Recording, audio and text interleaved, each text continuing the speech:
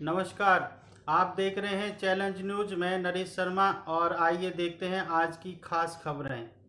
अफगानिस्तान में तालिबान ने मचाई तबाही, कंधार पर कब्जे का दावा किया।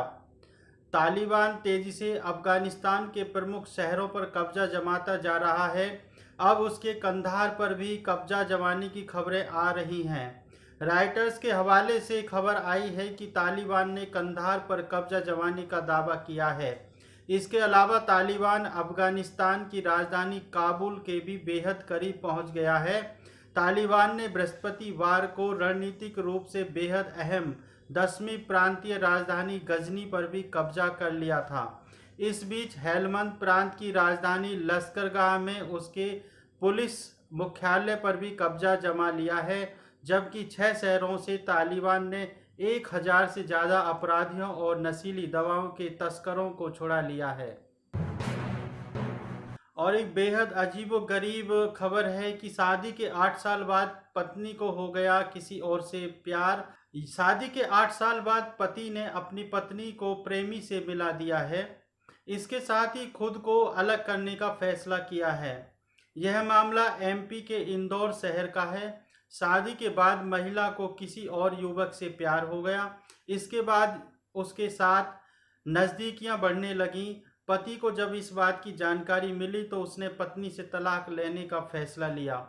पति ने कोर्ट में तलाक की अर्जी लगाई थी। दोनों का तलाक हो गया। वहीं फैमिली कोर्ट में न्यायाधीश के सामने पत्नी ने स्वीकार भी किया कि वह किसी और से प्यार करती है, उसी से शादी भी करना चाहती है। इसके बाद फैमिली कोर्ट में दोनों की अर्जी स्वीकार कर ली गई है। दोनों अब अलग रहेंगे। वहीं दोनों की एक 5 साल की बच्ची भी है जो मां के पास रहेगी।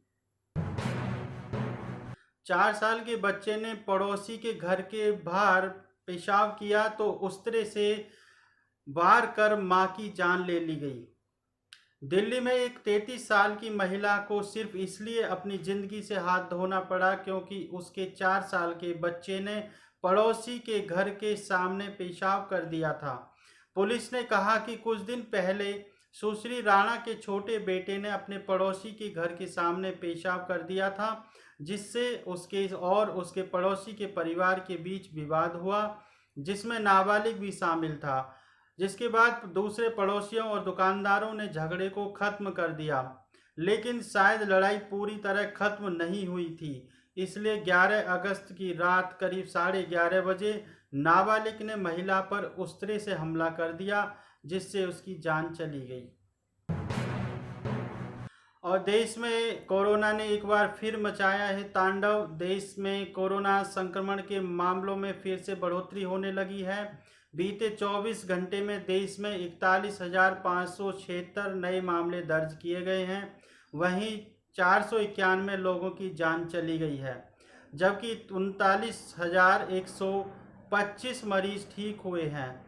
ऐसा 5 दिन बाद हुआ है जब यह संख्या 40,000 के पार पहुंची है। इससे पहले आंकड़े 40,000 के नीचे थे।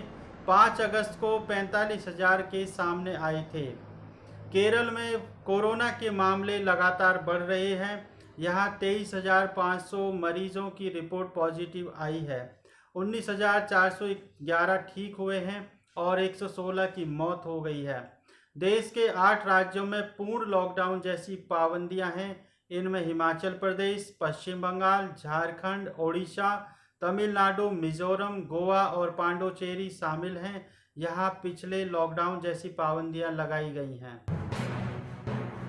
सीएम मनोहर लाल खट्टर पर टूटा दुखों का पहाड़, शोक में डूबा परिवार।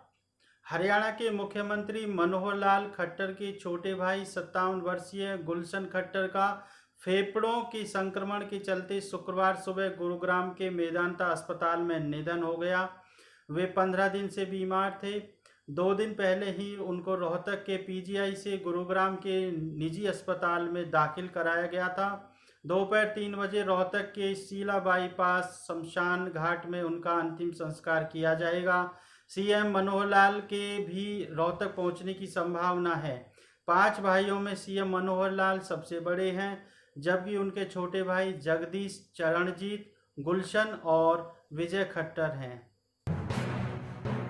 बस्ती में युवक की संदिग्ध मौत, ससुराल आए युवक का खेत में मिला शव। बस्ती में एक युवक की संदिग्ध दशा में मौत हो गई है। युवक अपनी ससुराल में पत्नी और बच्चों से मिलने आया था। शुक्रवार वह किसी काम से निकल गया था। काफी देर तक जब वह घर नहीं लौटा तो पत्नी और ससुराल वालों ने खोजबीन शुरू की, जिसके बाद उसका शव गांव के ही खेत में मिला। ससुराल वालों ने सांप के काटने से मौत की आशंका जताई है। वहीं पुलिस ने शव कब्जे में लेकर पोस्टमार्टम के लिए भेज दिया है। 1.5 लाख रुपए लूटने के लिए कर दी थी हत्या। गाजियाबाद में खेत में मिली थी किसान की लाश। गाजियाबाद की भोजपुर थाना पुलिस ने फरीदनगर में 7 अगस्त को हुए मेहराजुद्दीन हत्याकांड का शुक्रवार को पर्दाफाश कर दिया। मेरठ के 2 युवकों को गिरफ्तार किया है। खुलासा हुआ कि झोपड़ी में रखे 1.5 लाख रुपए लूटने के लिए आरोपियों ने हत्या कर दी। फरीदनगर में 7 अगस्त की सुबह भूरा उर्फ अनीस के खेत में एक लाश बरामद हुई। हाथ पैर बंधे हुए थे। मृतक की शिनाख्त मेहराजुद्दीन के रूप में हुई। भोजपुर पुलिस ने इस मामले में वासिद और इस्लाम उर्फ काला को गिरफ्तार किया है। दोनों मेरठ में लिसाड़ी गेट थाना क्षेत्र स्थित फतेहुल्लापुर के रहने वाले हैं। तीसरा आरोपी राशिद उर्फ जिन्न निवासी फरीदपुर फरार है। आरोपियों से मृतक के नौकर राजू का मोबाइल बरामद हुआ है। मेरठ में मिली 2 युवतियों की लाश, हत्या कर शव फेंके जाने की आशंका।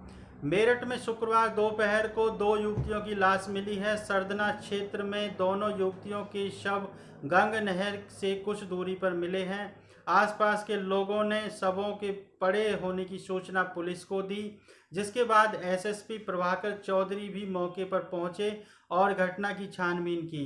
पुलिस ने दोनों शवों को कब्जे में लेकर पोस्टमार्टम के लिए भेज दिया है। मीराबाई चानू से सलमान खान की मुलाकात। टोक्यो ओलंपिक की silver medalist weight lifter Mirabai Chanu से हर कोई मिलना चाहता है। इस बीच कई सेलेब्स भी मीराबाई चानू से मिलकर उन्हें बधाई दे रहे हैं।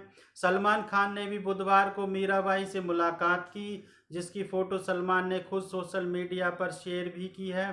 इस फोटो के साथ सलमान ने मीराबाई के लिए एक स्पेशल नोट भी लिखा है। सलमान खान ने फोटो शेयर करते हुए लिखा, मीराबाई चानू हमारी सिल्वर मेडलिस्ट, आपके लिए मैं बहुत खुश हूँ। आपसे मिलकर मुझे बहुत अच्छा लगा। मेरी शुभकामनाएं हमेशा आपके साथ हैं।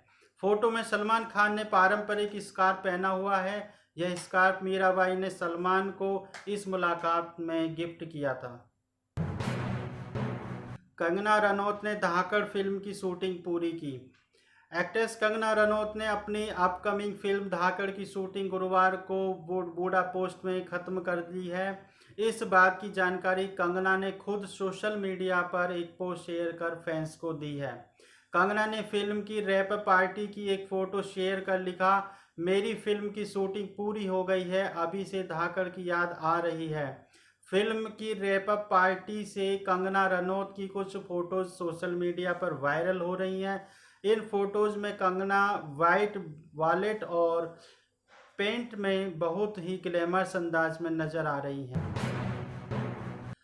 और ये थी अब तक की खास खबरें। नई और ताज़ा खबरों के लिए जुड़े रहिए चैलेंज न्यूज़ के साथ। नमस्कार।